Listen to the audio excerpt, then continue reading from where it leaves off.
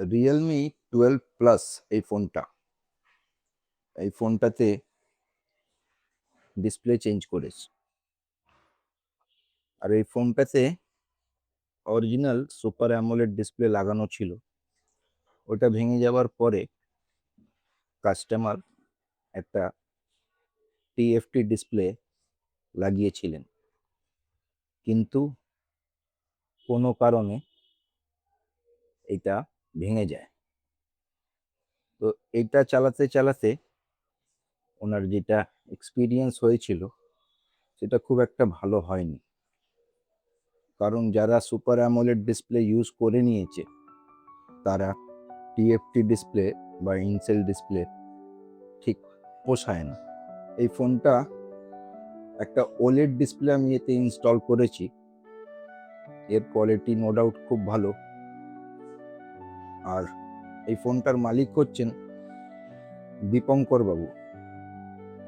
দীপঙ্কর বাবু এমন একটা জায়গা থেকে এসছেন, গতকাল উনি আমায় ফোন করেছিলেন, আমি ওনাকে না বলতে পারলাম না, আমি কাজের অনেক চাপে আছি, তা সত্ত্বেও আমি না বলতে পারলাম না। কারণ উনি এমন একটা জায়গা থেকে এসছেন, এই জায়গার শুধু উচ্চারণ করলে পুণ্য সিদ্ধি হয়ে যায়। দাদা এসছেন দক্ষিণেশ্বর মায়ের জায়গা থেকে। তো আমি গর্বিত যে ওনার চরণ ধুলি আমার দোকানে পড়লো। আর এই ফোনটা এখন আমি দাদাকে হ্যান্ড ওভার করছি। দাদা আমার দোকানে প্রায় 4 ঘন্টা ছিলেন, 4 থেকে 5 ঘন্টা। তো আলটিমেটলি আমি এই ফোনটাকে রেডি করে ওনাকে দিলাম। উনিও অলরেডি চেক করে নিয়েছেন। এই ভিডিওটা বানাবার উদ্দেশ্য একটাই, যে আমার এখান থেকে কাজ করিয়ে আপনার কি অভিজ্ঞতা হলো সেটা যদি আপনি বলেন তাহলে আমি উপকৃত হতাম। আমি ফোন ব্যবহার করি, খুব বেশি পরিমাণ আমার ফোন চলে। মানে শুধুমাত্র যে ওই ফোনে কথা বলা ইত্যাদি নয়, বিভিন্ন বিষয়ে আমার পড়াশুনো করতে হয়। আমার পেশার জন্য প্রচুর পড়াশুনো করতে হয় এবং আমি সারা রাত মুখর আমি পড়াশুনো করি। গোটা রাত্রিটাই আমার এইসব নিয়ে পড়তে কাজের সময়টা যায়। এবার আমি টিএফটি ডিসপ্লে লাগিয়ে প্রথম থেকেই খুব একটা সুখী ছিলাম না। কারণ সত্যি ওই অ্যামোলেড ডিসপ্লের মতো সেই রেজাল্ট আমি পাইনি বেশ, কিন্তু আমার বাধ্য হয়েছিলাম যে কোনো কারণেই হোক। সেটাও ভেঙে গেল। আমি কালকে প্রথম ফোন করলাম। এখানকার এনাদের ব্যবহার, সবার আগে আমি বলবো, কাজ হতেই পারে, বিভিন্ন জায়গায় কাজ হয়, আমরা কাজ করাই, খারাপ হয়, ফোন খারাপ হয়, আমরা কাজ করাই।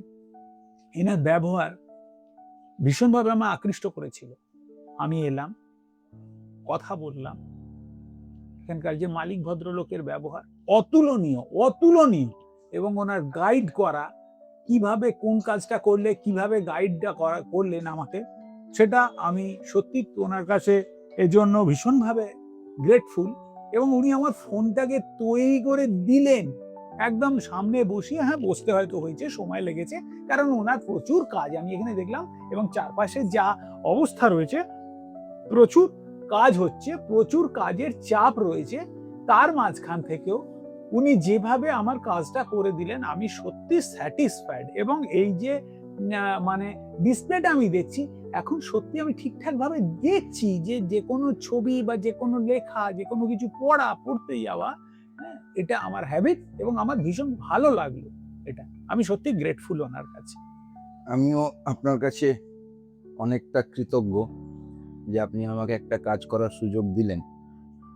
আর ভিডিওটা শেষ করার আগে আপনারা যারা আমার এই ভিডিওটা দেখছেন দূর থেকে, আপনাদেরকে আমি একটাই কথা বলতে চাই, যে এই যে আমার ছোট্ট দোকানটা আপনারা দেখতে পাচ্ছেন, এই দোকানে আমি আমার ক্যাপাসিটি অনুযায়ী কাজ করি, চেষ্টা করি যে আমি আমার কাস্টমারকে সন্তুষ্ট রাখার।